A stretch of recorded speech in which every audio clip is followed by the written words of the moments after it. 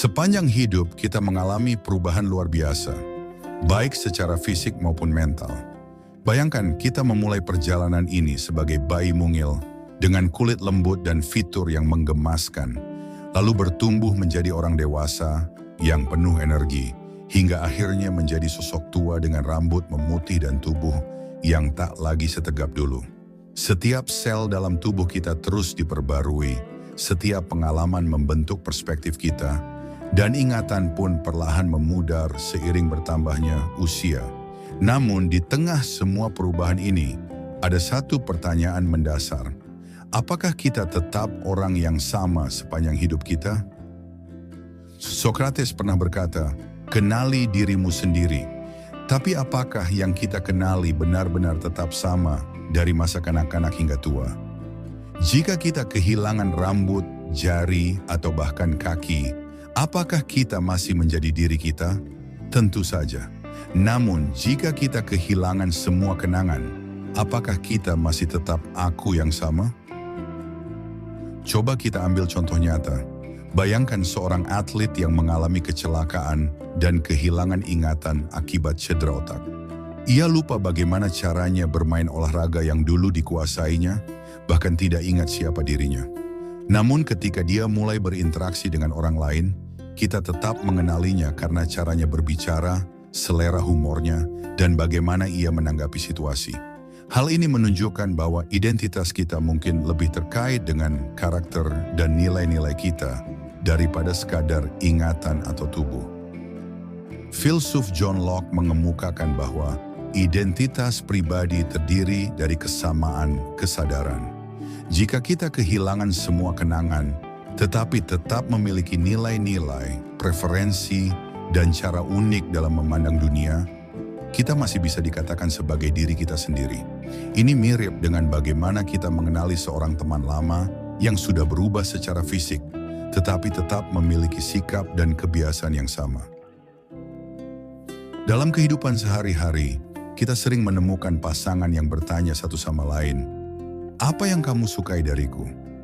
Jawaban yang dangkal mungkin hanya menyebut fisik, mata, senyuman, atau bentuk tubuh.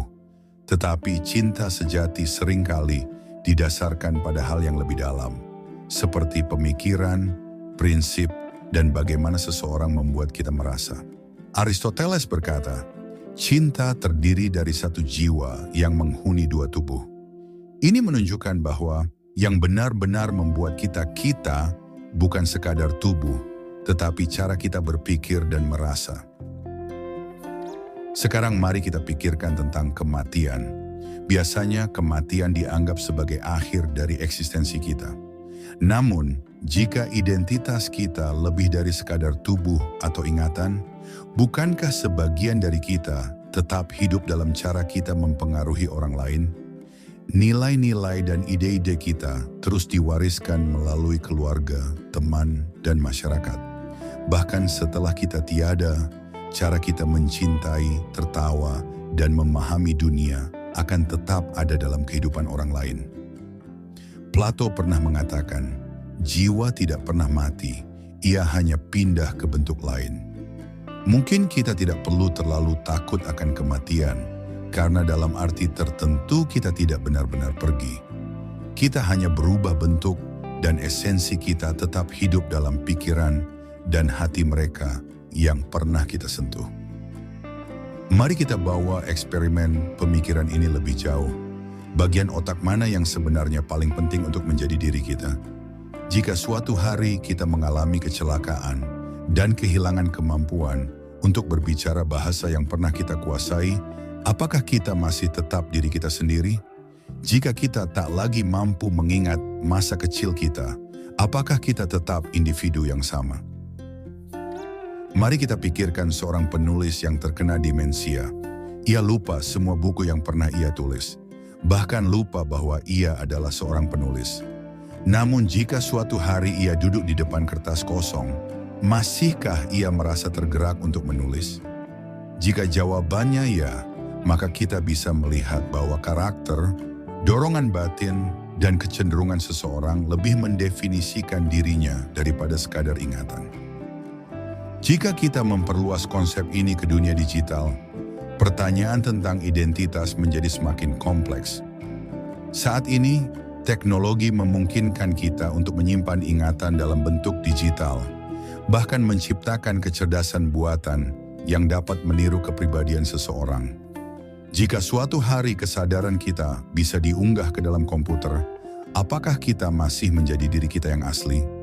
Ataukah kita telah menjadi entitas baru yang hanya meniru identitas kita sebelumnya? Dalam skenario futuristik, bayangkan jika kita bisa menyalin ingatan kita ke dalam sebuah program komputer yang memungkinkan kita untuk hidup dalam bentuk virtual. Apakah kesadaran dalam program tersebut benar-benar kita, ataukah hanya simulasi dari diri kita? Apakah identitas pribadi masih dapat dikatakan eksis tanpa tubuh fisik, ataukah tubuh kita tetap memiliki peran penting dalam menentukan siapa kita sebenarnya? Pertanyaan tentang identitas juga dapat dikaitkan dengan bagaimana kita memahami peran sosial kita. Dalam kehidupan sehari-hari, kita mengenakan berbagai topeng sebagai anak, orang tua, teman, pekerja, atau warga masyarakat. Masing-masing peran ini membentuk cara orang lain melihat kita dan bahkan bagaimana kita melihat diri kita sendiri. Namun apakah kita tetap orang yang sama di setiap konteks tersebut? Ataukah identitas kita bergantung pada interaksi sosial yang kita jalani? Sebagaimana yang dikatakan Heraklitus, tidak ada yang tetap kecuali perubahan. Identitas kita adalah perjalanan, bukan tujuan akhir. Dan dalam perjalanan ini, kita terus membentuk dan didefinisikan oleh pengalaman, emosi, dan hubungan yang kita bangun dengan sesama manusia. Jika kita memahami bahwa identitas kita bersifat fleksibel dan selalu berkembang, kita mungkin bisa lebih menerima perubahan dalam hidup dan lebih terbuka terhadap perspektif yang berbeda. Lebih jauh lagi, konsep identitas juga berkaitan dengan nilai-nilai yang kita pegang. Kita sering menganggap bahwa nilai-nilai moral kita adalah bagian dari identitas kita yang paling mendalam. Namun, seiring berjalannya waktu, nilai-nilai tersebut dapat berubah seiring dengan bertambahnya pengalaman dan wawasan. Jika seseorang yang dulunya memiliki keyakinan tertentu akhirnya mengubah pandangannya secara drastis, apakah ia masih bisa dikatakan sebagai orang yang sama? Misalnya seorang pemimpin politik yang dahulu memperjuangkan kebijakan tertentu, lalu di kemudian hari berbalik menentangnya karena pengalaman dan pemahaman baru yang diperoleh. Apakah ia tetap orang yang sama, ataukah ia telah menjadi individu yang berbeda? Jika kita mendefinisikan identitas berdasarkan konsistensi, maka perubahan semacam ini akan tampak sebagai kehilangan jati diri. Namun jika kita melihat identitas sebagai sesuatu yang dinamis, maka perubahan justru menjadi bagian alami dari pertumbuhan pribadi. Pada akhirnya, pertanyaan tentang identitas pribadi adalah salah satu misteri terbesar dalam filsafat dan kehidupan. Kita mungkin tidak memiliki jawaban pasti, tetapi yang bisa kita simpulkan adalah bahwa identitas kita bukanlah sesuatu yang statis. Ia terus berkembang, dipengaruhi oleh pengalaman, hubungan, dan perubahan yang kita alami sepanjang hidup. Dan mungkin inilah yang membuat keberadaan kita begitu unik dan bermakna. Kita bukan hanya sekumpulan kenangan atau bentuk fisik, tetapi juga jiwa, nilai-nilai, dan interaksi kita dengan dunia di sekitar kita.